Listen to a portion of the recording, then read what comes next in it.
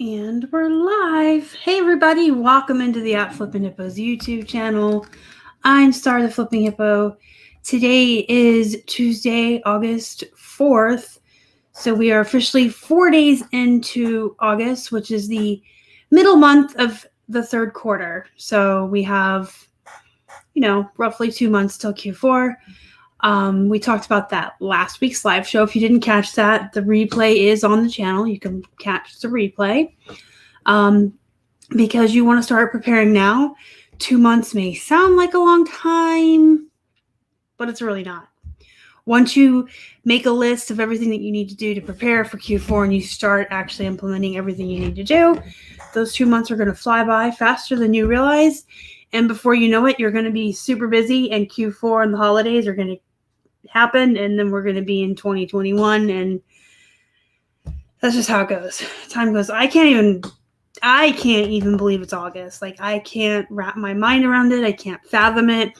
When I sit here and think about this year, of course, this year has been very strange, very different in a lot of very weird, bad ways. It's just different, but I feel like just last week it was January, and I think, gosh, how is it August? I don't even know. Like, it feels like this year should have felt longer to me, or should have dragged by or something, because of the shutdown and not going, not doing things, not going places. But it seems like it's just going by so fast, which on the other hand is probably a good thing. Who knows? Let's say hi to some folks in the chat. Jamie is here from Missouri. My girlfriend Tammy White's in the house. Jessica from Pennsylvania. I'm here too in Pittsburgh. I don't know where you're at, but I'm in Pittsburgh. Marilyn is in Arkansas, and Hip Flippin' Mama is here. Kelly there with the blue wrench guys. Say hi to her. She's a very good friend of mine. Swimmerization. I know. I can't believe it's August. I'm trying to pack my house and business for a move on English. Super short notice.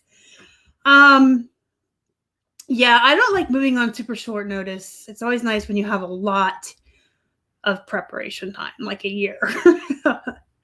Hey, Robert's in the house, guys. Robert's zombie bargain hunter there at the other blue wrench. Say hi to him. And Empty Nesting is here from Ohio. And Megan Winnie's here. Yay! Everybody say hi to Megan. Everybody loves Megan. So we got 2 months till Q4. You need to start preparing for that. We talked about that, like I said, in last week's video. You can always watch the replay of every live show I ever do. The replays automatically load themselves onto the channel. I do use StreamYard for my live shows, and I don't know the rhyme or reason behind it. It doesn't seem to have, it's like arbitrary.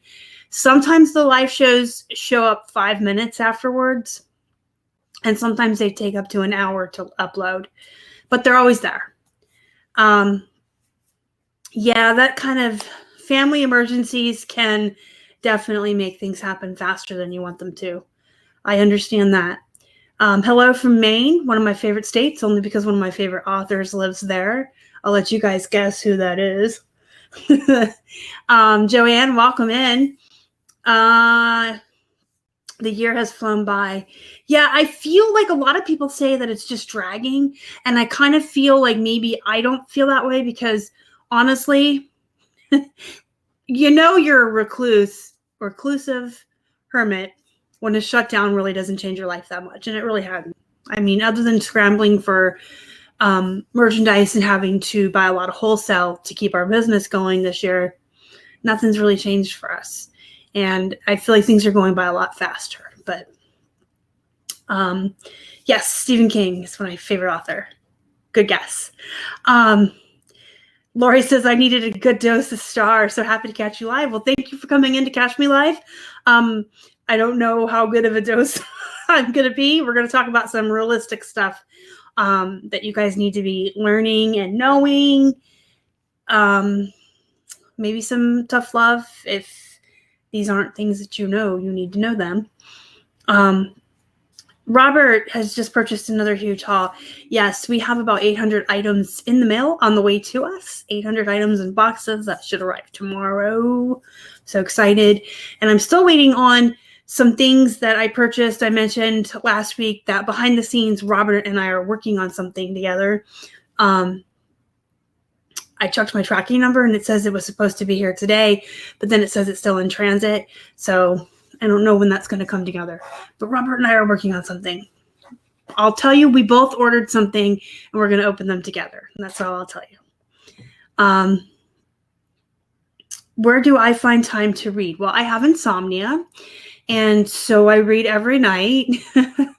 About an hour before I want to go to sleep, around midnight, 1 o'clock in the morning, I start reading, and typically it takes me 2 to 3 to 4 to 5 hours. Just depends on how bad my insomnia is acting up. There's nights where I can read for 5 minutes and I'm out, and there's nights where I'll read half a book and it's 5 in the morning. That is how I read. I read at night. I read in the car. I read while I eat. I am an avid reader. I am a huge nerd bookworm. I have been an avid reader since I was a kid. I learned how to read at a very early age, fell into the love of reading. Reading Rainbow helped a lot. And I've just always read. I used to get in trouble as a kid for staying up at night and trying to sneak reading. I used to read at the dinner table. My parents would fuss at me. So I have a book with me wherever I go, whether it's a paperback that's shoved into my purse or an ebook on my phone. I find time to read. I will find the time because I love to read. And that is a lesson for y'all too. If there's something you really love to do, you need to make time for it, or you're just going to be all work and no play. And as Jack said in The Shining, that makes Jack a dull boy. So you need to find time to do what you love. Overachieve much? Well, now that Keith is home with me full time, 800 items will take us about 10 days to list. So it's not that much. Really not. Do I see Bill? Yes, Snowman Frog are in the house, guys. They have a blue wrench as well. That's Bill and David, very good friends of mine. How can you read in the car? I get so nauseous. I just always have. I used to read in the back seat when I was a kid. So okay, let's get into the topic. 5 things you need to know to source better items. For some of you that are veteran sellers, this is going to be old hat for you. For some of you that are new, you're going to be like, well, this is common sense. Why is she even telling us this? Because a lot of new people don't know this, and a lot of veterans don't know sometimes. And sometimes you just need a reminder.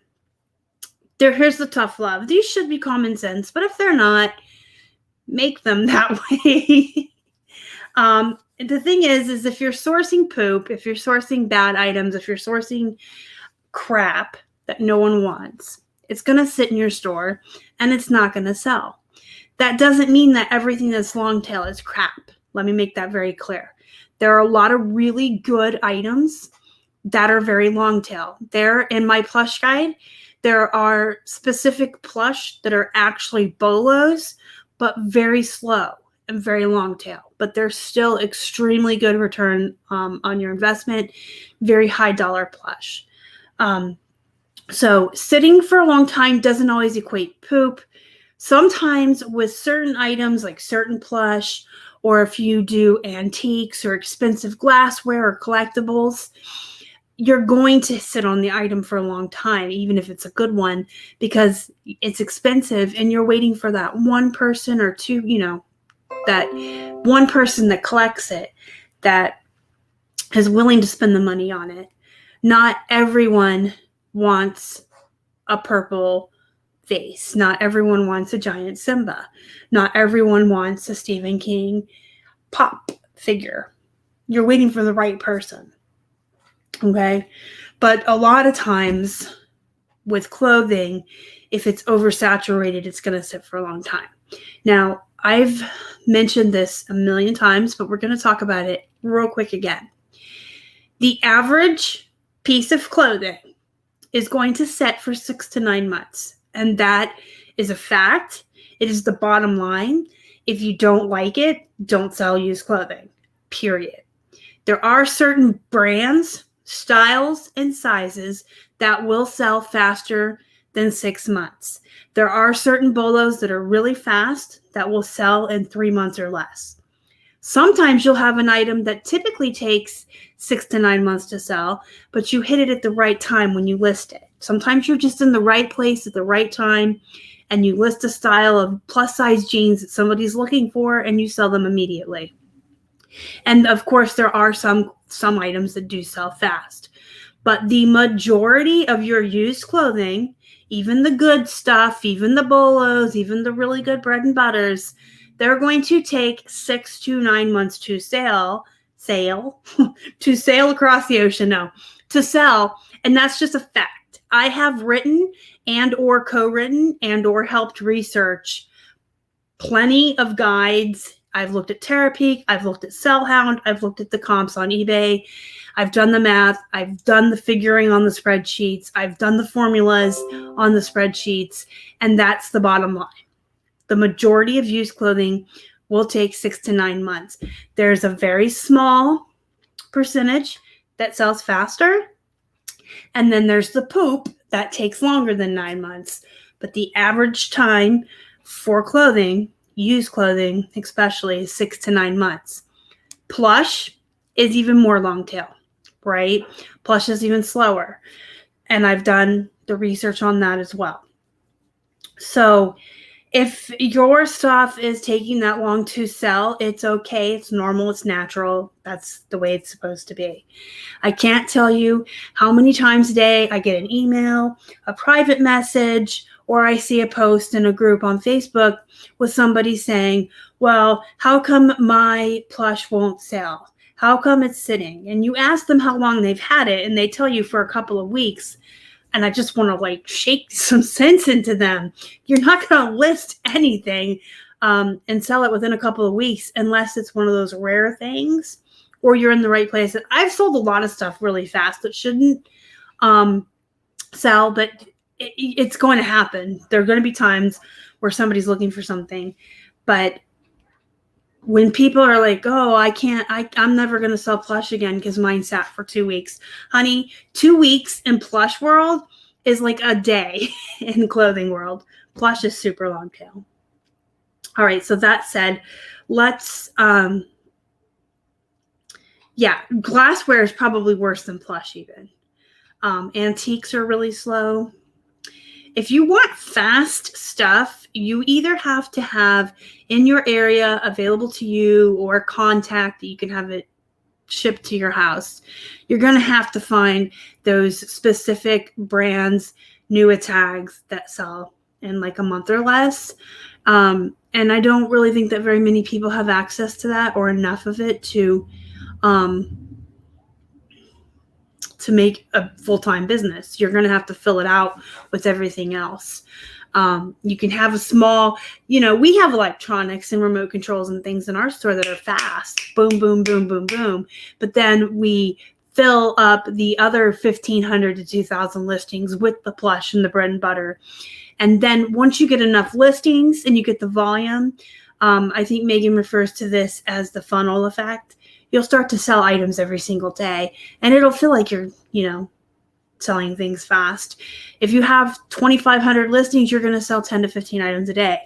If you have, 2,500 listings and 500 of those are the fast items, and then 2,000 is your bread and butter, 10 of those are going to sell a day plus your fast items, and you just build it up. You just have to get the funnel. See, there she is with her little hearts. Megan loves the funnel. The balance between bread and butter stuff and the great stuff, you're always going to have way more bread and butter than great, depending on where you live and what is available to you. I have found in my experience and most of the experiences of the resellers I know, that's just the way it is. You're going to have a small percentage of really, really good stuff, and that's going to sell fast and be gone. It's going to, you're only going to find a little bit, and then it sells so fast that it's just gone. And then you're left with the bread and butter, which you're going to find way more of. Keith went full-time on March 1st. So about 2 weeks before, 3 weeks. I want to say Friday the 13th in March, we weren't on shutdown here yet. I feel like we watched horror movies and ordered food and we weren't shut down yet, but people were worried about C-19 already here, in the United States, not here in Pittsburgh. I want to say the shutdown maybe would have been the 16th of March. So maybe 2 weeks right before the shutdown. He put notice in February and worked through the end of the month for his job. And then March 1st, officially, he began working full-time with me from home.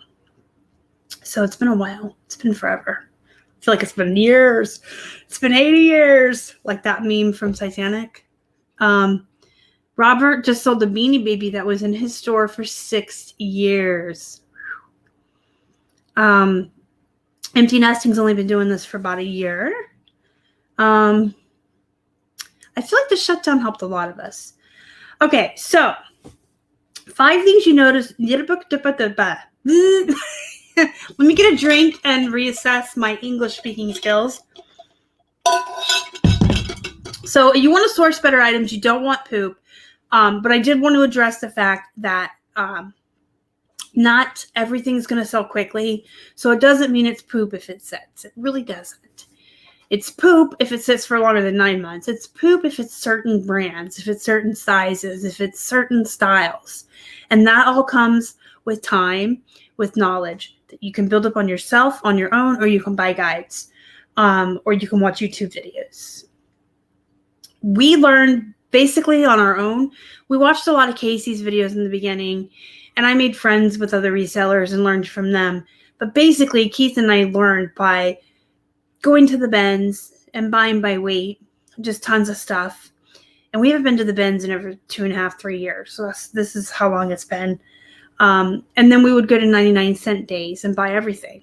We literally bought everything, brought it home, and discovered on our own that way, oh, this is something I never want to bring home again. This is good. This is okay. This is probably bread and butter, and these are Bolos. We spent a lot of time and money doing it that way. In retrospect, I really wish we would have bought more guides from trusted resellers, because we spent so much time and so much money on all these items learning on our own. And we could have just spent $20 on a guide and then learned from the guide and saved ourselves hundreds of dollars in poop items and time and effort. And, we're still weeding some poop out of our store. So, okay. We need to know the way to learn and know how to source better items. So there's 5 things that you really need to get under your belt that you need to learn. The first is where to get the items. You need to learn where you're going to source from in your area. And this is going to be different for every reseller. Okay. I have friends who are near Salvation Armies that get truckloads of cast-offs from really high-end Bolo brands, new attacks. I have friends that literally live near Salvation Armies that once a week get truckloads of high-end luxury brands in new attacks. My Salvation Army doesn't do that. My Salvation Army has more poop and low-end bread and butter than even our Goodwills do. So we don't really go to Salvation Army in our area because we don't get good stuff. But if we lived near one that got all these high-end items with the new attacks, sure, that's where we would go. Robert has, I'm going to use Robert as an example since he's here. He has some bins that he knows about that he goes to where he finds amazing Bolo plushies and really, really good bread and butter plushies. From my experience, when we went to the bins, we didn't really find, once in a while, I'd find some really great, exciting plush, but not enough to justify going there and digging for hours, and it hurts my back, and I just don't really like the bins.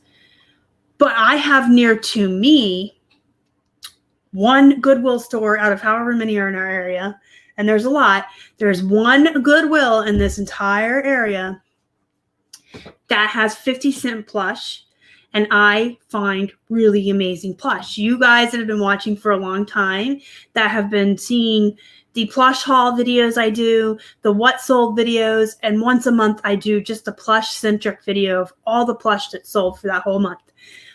In fact, I owe you guys one for July. But if you guys watch those videos and you see all the plushies I get for 50 cents, That's the Goodwill that I go to for my plush. I don't go to the bins. But Robert's Goodwills are poop, but his bins are good. So you have to learn what's in your area. Which of your thrift stores have the better items? And you could have, even within like all the Goodwills, you could have one Goodwill in like a neighborhood maybe that's really close to a rich neighborhood, for lack of a better term. But if you have a Goodwill that's near like a neighborhood that's just mansions where all the lawyers and doctors live, and they have like the golf courses and all the rich people, and they're donating to the Goodwill or a local thrift store or whatever that's close to that, you might find some really great stuff in there. But then you could have a Goodwill right up the road from you that maybe doesn't get good stuff. So you have to learn which stores in your area get the best stuff, be it because of where they're located and what donations are coming in, or just every area is different. So it's up to you to discover in your own area where you can get the best inventory.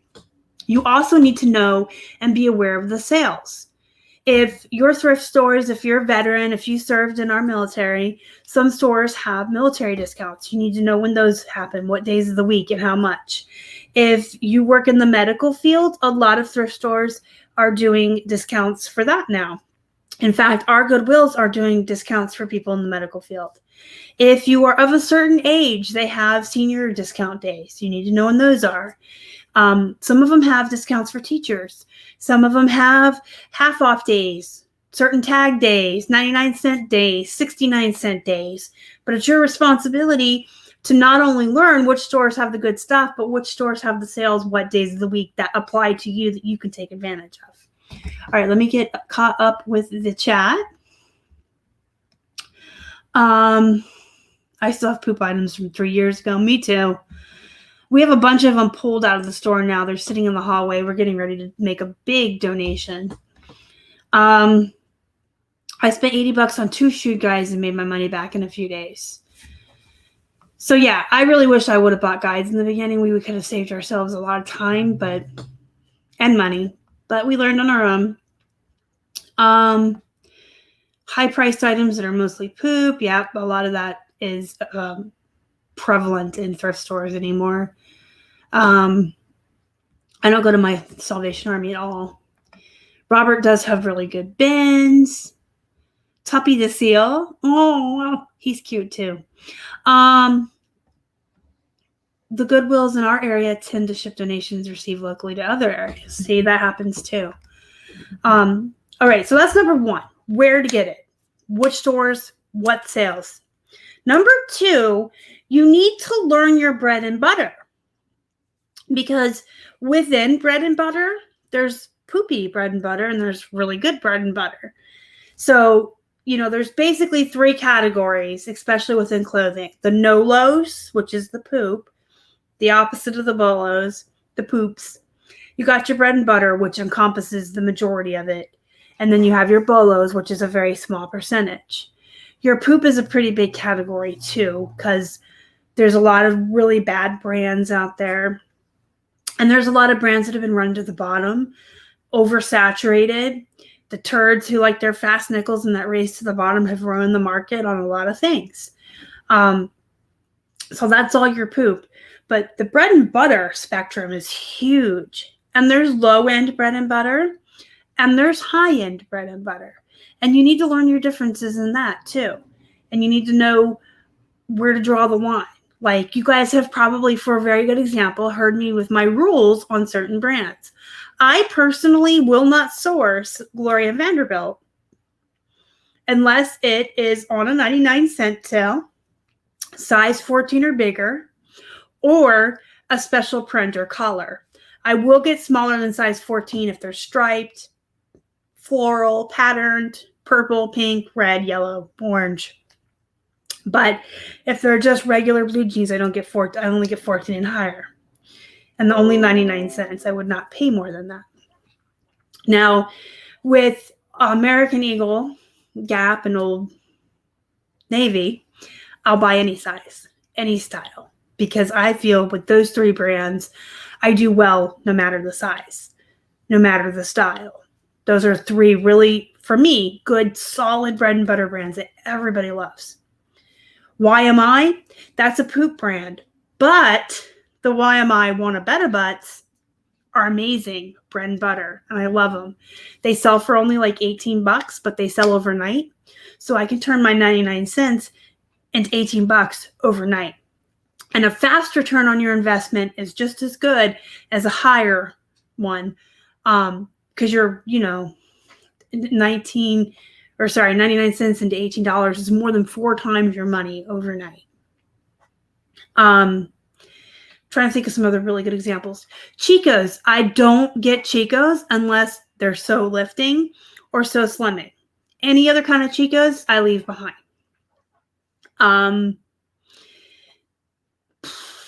There's some men's brands of shirts Keith will only get if he finds size extra large or bigger, like Old Navy.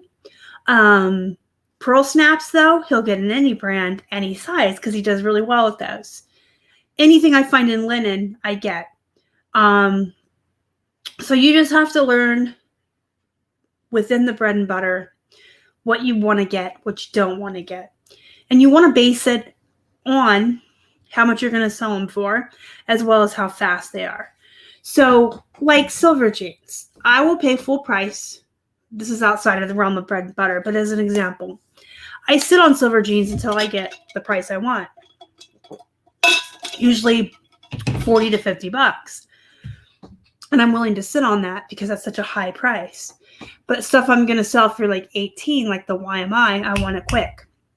And they're quick as far as bread and butter. They're not fast. They do sell overnight, I guess, but they're not something I would consider a Bolo. But they're a Bolo bread and butter, if that makes sense. So your actual Bolo stuff is going to be the stuff that's going to sell faster than 3 months and for really high prices, but maybe take a little bit longer. But within your bread and butter, you have Bolo bread and butters, and then you have bread and butters that are kind of meh. Maybe you don't want it unless you're really trying to build up your volume. There's times where I will bring home tons of bread and butter all over the spectrum just because I want to build up our volume. Again, back to that funnel. The more you have listed, the more you're going to sell.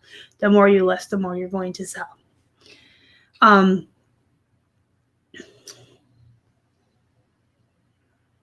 Make friends. Yes, make friends, because I feel like the little bin that they put the 50-cent plush in is a lot fuller and has a lot more plush in it. That's really good plush than it used to.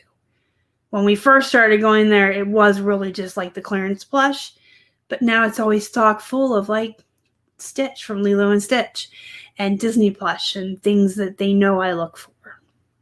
They hold jeans back for me now and stuff. So make friends. It does help.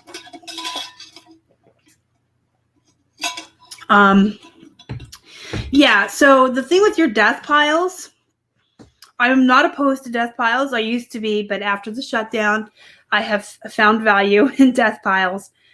You want to do first in, first out. So if you are building up a huge death pile, that's fine. But you need to, as you bring it in, put it at the end of the line. And you need to work your way. Whatever comes into your house needs to be listed in the order you brought it in. Because sometimes you can sit on stuff for so long that it's no longer worth it when you go to list it. So if you can't sell your silver jeans, you need to double check a lot of stuff. Your keywords, your title. Are you following the formula for your titles? There is a secret. It's not a secret. There's a special formula that you need to be following. You need to check your photos. Feel free to look at some of my silver jeans because I sell them for $45 and $50 all the time. They are slow though. They are very long tail. So the 3 in your store, wow, we have a little troll in the house. Cool.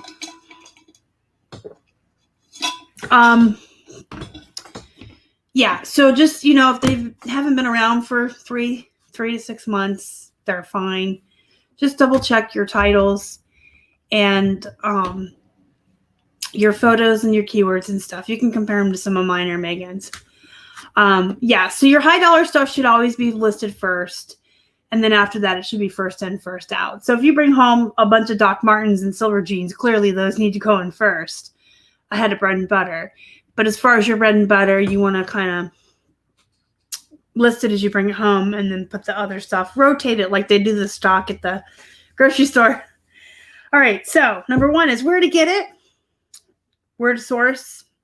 Number 2 is learning your bread and butter and making some rules for yourself for certain brands, sizes, and styles. Like I kind of give you guys some examples.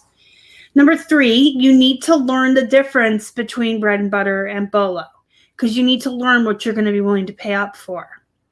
So once you learn that small percentage of actual Bolo stuff that's going to sell fast, or maybe not so fast, but for higher dollar amounts, the luxury brands, your Robert Grahams, your Miss Me's, your True Religions, your Dojo jeans, your Doc Martens, your, oh my gosh, your Sperry's. Look at that. I thought of another branded shoe. Your Disney authenticated plush, the large ones from the parks.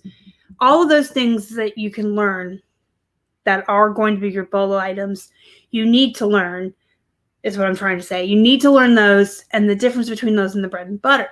Because when you're outsourcing and you want to get a lot of bread and butter and you want to build up your volume, that's great, but you don't want to pay a lot for that stuff because it's either going to take 3 to 6 months to sell, or it might sell quickly but for less money. And then like your Dojo jeans and your Doc Marten, I would pay up to $10 for a lot of Doc Marten shoes. And the Dancos, the nursing clogs that I sold, that I found at that yard sale last summer, I would pay up for those because I sold one pair for $80 on Poshmark. So I would pay like $10 for those. I would pay up to $7 for most of the luxury or Bolo jeans. We would pay up to like $10 for a lot of the Robert Grahams that are the larger sizes with the big graphics. But when it comes to American Eagle Pearl Snaps, I only want to pay 99 cents. When it comes to White House Black Market, not your daughter's jeans, my max would be like $2. So you want to learn the difference so you know what you're willing to pay. So when you're outsourcing, not only are you having rules about what you would pick up, but you're going to have rules about how much you would pay for it because you're going to know in your head what your return on investment is going to be and how long it's going to take to get your money back and make a profit. Rules are hard, yes, but you need to have them. All right, so the 4th thing is the sell price, and that kind of ties in with everything else I've been talking about. When you know what they're going to sell for, you can know what you're willing to pay and if you're willing to pick them up. And some things, again, are going to sell for high prices and take a long time to move. Some are going to go for $15 to $20 but go quick. And you'll learn that. And that will all tie in with what you're getting when you're out there. So you need to know. We're going to talk about the 5th one a little bit more extensively. So I'm going to go over the 4 again just to reiterate.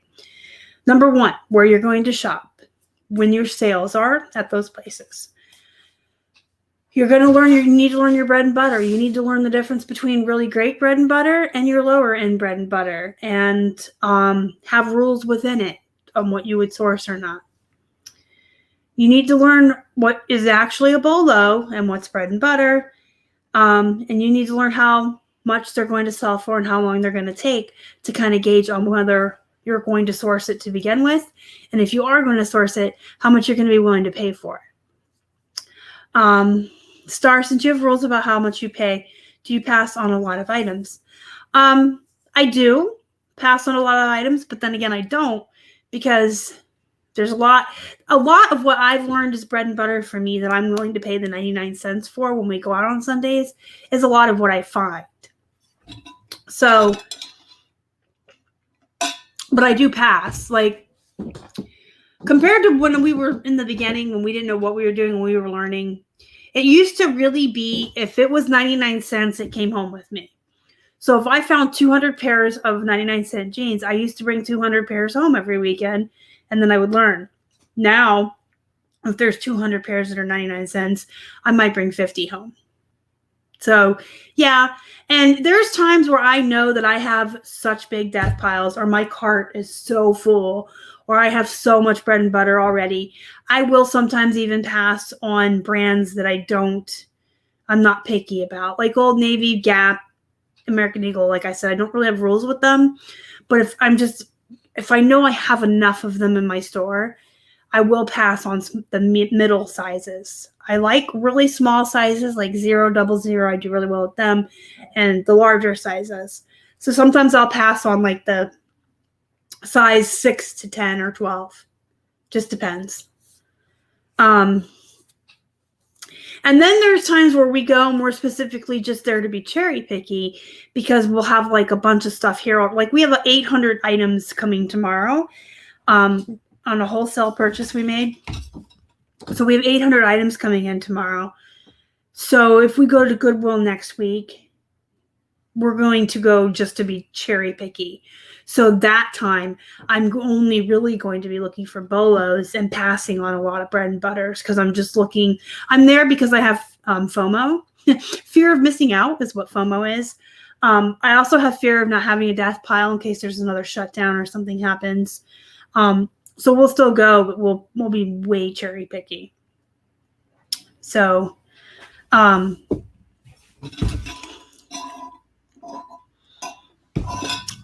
can redonate it and take the write-off if you have too much. Hey, Land Shark Picker, welcome in. Stark Raven Wild says she passed on Jacqueline Smith, brand new. See, if that was 99 cents, I may have took it or got it. But if it was more than 99 cents, probably not. All right. So the fifth thing you need to learn is the sell-through rate. And that can be the most difficult for folks to learn. Because it does require math and it requires research. When we write our guides, when we do the research, we use eBay itself, and it only goes back 90 days, but we use eBay, then we use Terapeak, and then we use Sellhound, and we kind of use the average of all three. So that's like a lot. It takes a while. It's a lot of research to do. It takes hours and hours and hours in math, but just for easy math in the video. And I know Casey's been talking a lot about this recently too, but it's important to know your sell-through rates, because that's where I get the information when I tell you, yeah, guys, most clothes take 3 to 6 months to sell, and that's just how it is. I know that because we've done all the research on the sell-through rates. And those of you who have ever purchased a guide from us, whether it was a clothing guide, a sell-through guide, or even the plush guide, you guys know, excuse me, dry throat. Let me get a drink. You guys know that in the spreadsheets on our guides, we put the percentage for you guys of the sell-through rate, but we also always color code. We always color code. Yellow for medium, red for slow, green for fast. So your red is your poop, your oversaturated crap, the stuff you just don't want to buy. The green is that stuff I keep talking about that's really fast. And sometimes your green items, your fast items that have a fast sell-through rate are going to be bread and butter. Like the Why Am I Want a Better Butt jeans. Those are green. Those are fast, but they're only bread and butter. And sometimes your Bolo items will be red. Like glassware, collectibles, all that stuff I talked about in the beginning. But when you're learning your sell-through rate, you kind of just want to keep in mind that you don't really want the red stuff unless it's luxury items that are just slow for whatever reason.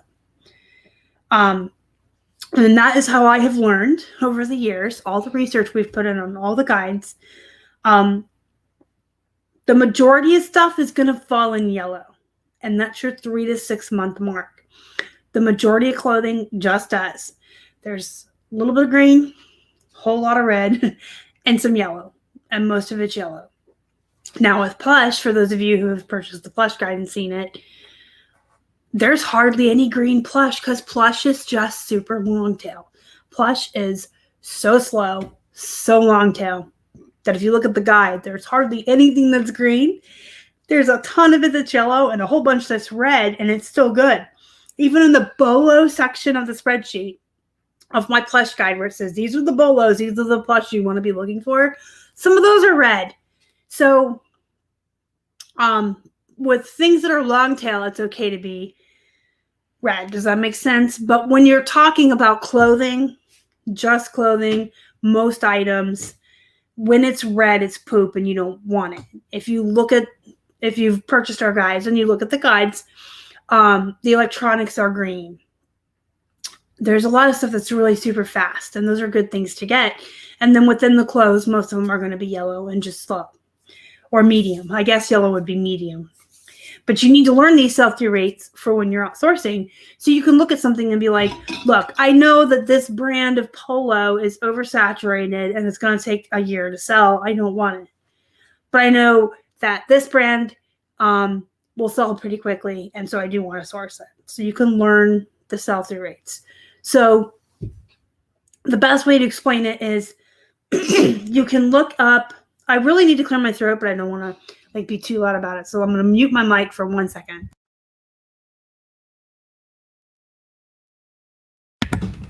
Okay, we're back. Sorry, guys. My throat is just so dry. If you wanted to look up the sell-through rate on, we'll say Robert Graham button fronts, right? First, you look at how many are listed, and we're going to do easy math because I'm not a math person.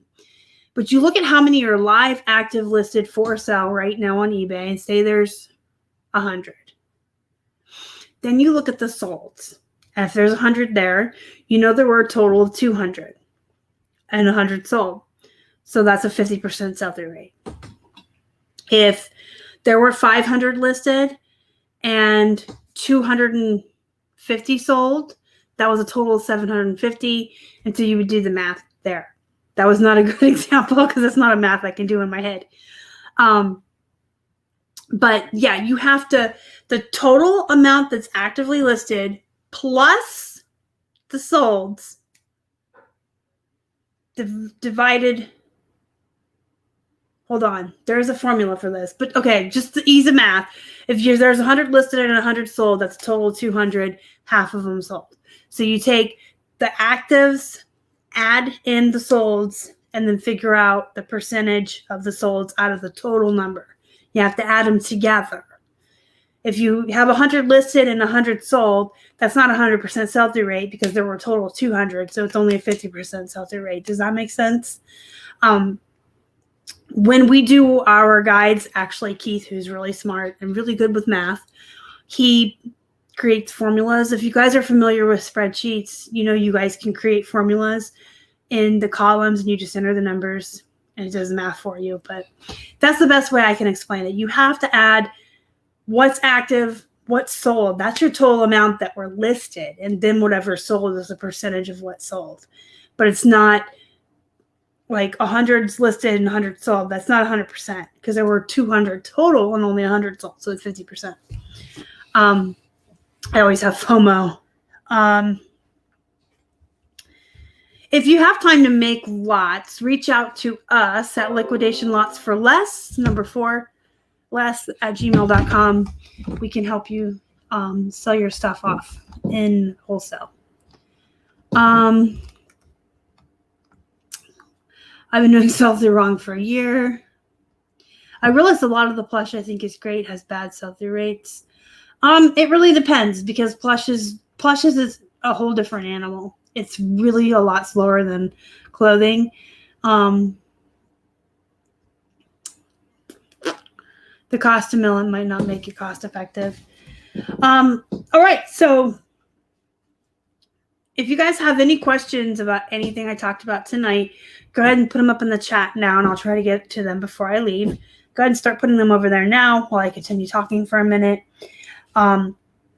So just to wrap everything up, the 5 things you really need to know or need to learn. You need to know these things or you need to learn them if you don't already know them so that when you're outsourcing, you can source items that are going to be more effective for you to make more profit and more capital and continue to grow your business.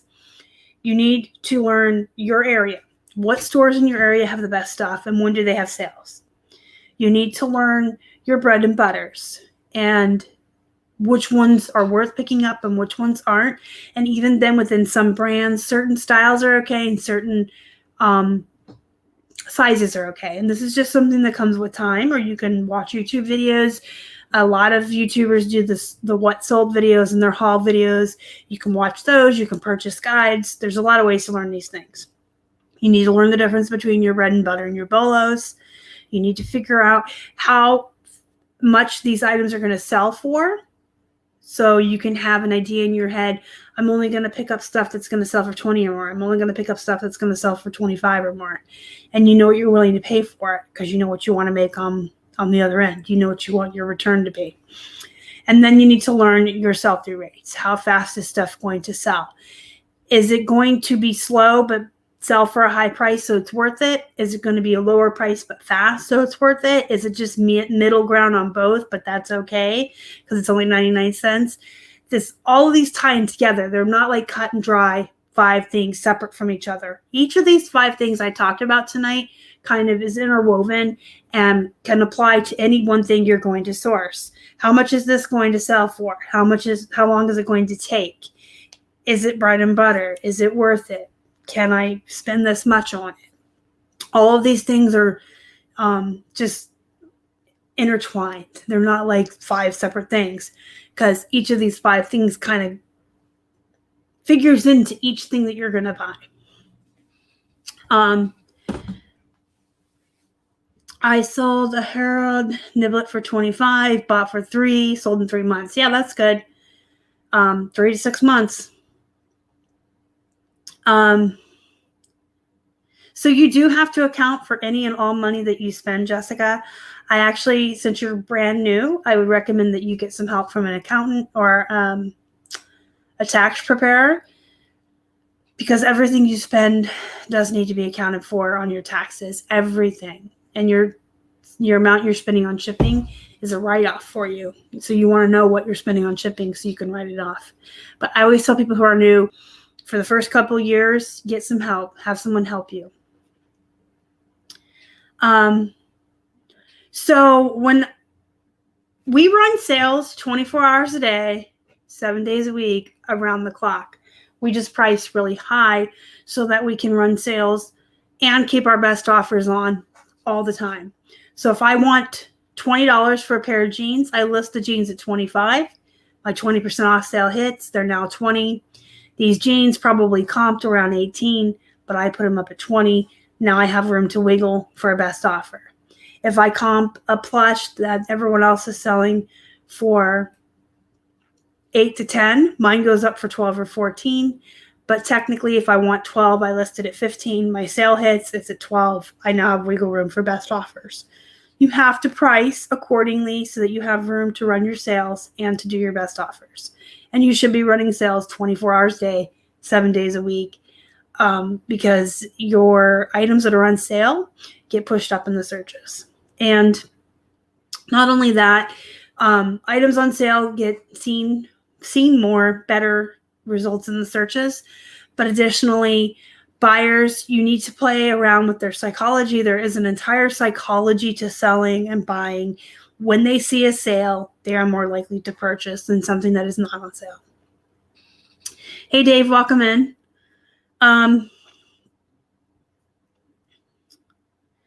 So, Kim, that just comes with time. It's just everything in the beginning is slow. And then the more you do it, the more accustomed you get to learning all these things. So when I look at a pair of Old Navies, I can tell you right off the top, I'm going to profit like 11 or 12 bucks, period. If it's a 99 cents, sale. Thank you, Jessica. I appreciate that. Jamie Brown, thank you so much. That's really nice of you to say. And Rockstar Flippers channel is also awesome. Casey is a very close and personal friend of ours, and I don't make friends with people that aren't awesome and transparent and smart. Run the sales. Yes, run the sales. You will sell more. Just price higher. Price higher. And you can run those sales. All right. That all said, I am going to promote our newest guide that we just dropped. It is a sell-through guide. You may have seen me live on Casey's channel. Speaking of the Rockstar Flipper, I was live on his channel last Wednesday. He and I and Keith, mostly Keith, did do a new guide, a sell-through rate guide. It is an updated version of the one we dropped last year. It is the 2020 updated version. So if you had the sell-through guide last year, this is updated. If you've never had it before, that's okay too. This one has 1,500 items. Last year's had 1,000. The 1,000 items have been updated. 500 new ones have been added. So there's 1,500 items on this guide across 25 different categories. So it's not just clothing. There's toys, electronics, there's cameras, there's accessories, purses, belts, hats, video games, video game consoles, just tons of categories, 25 categories, 1,500 items. And the sell-through rates on the sheet are broken down by 9 months, 3 months, and your daily sell-through rate. And then, of course, they're color-coded, green for fast, yellow for medium, and red for slow.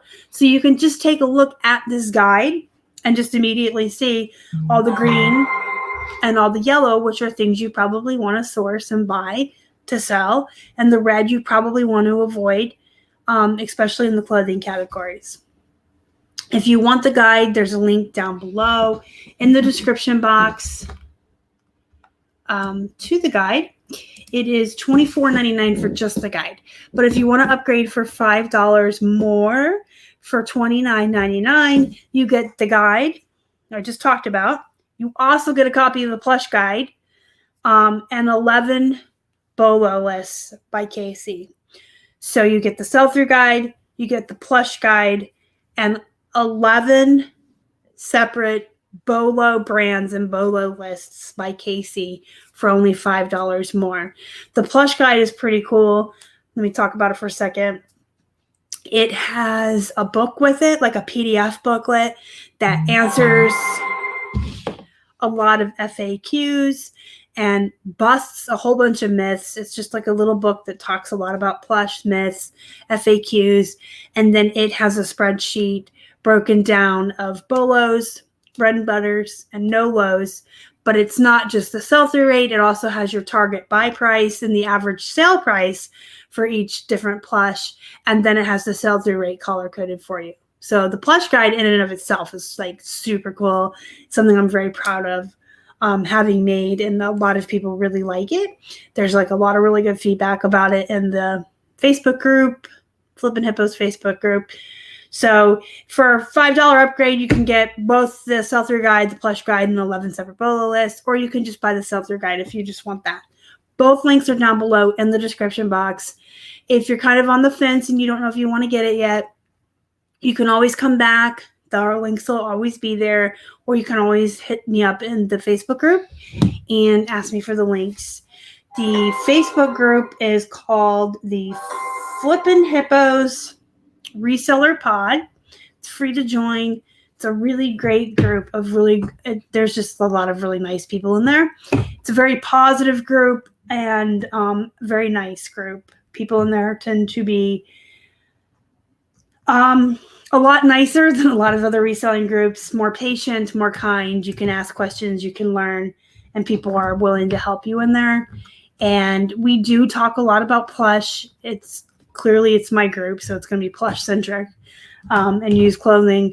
But we have people in there who do vintage and antiques and glassware and books. We have experts and everything in there. So join the Flippin' Hippos Reseller Pod. There's a link for that down below as well.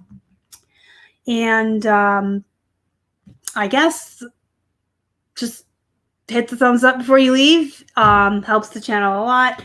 If you haven't subscribed to the channel, please do so. Help us feed a hungry hippo. And until next time, guys, go be productive. Go make some money. And thank you so, so much, as always, for spending this time with me tonight out of your busy and hectic schedules and watching You guys are the best. Bye.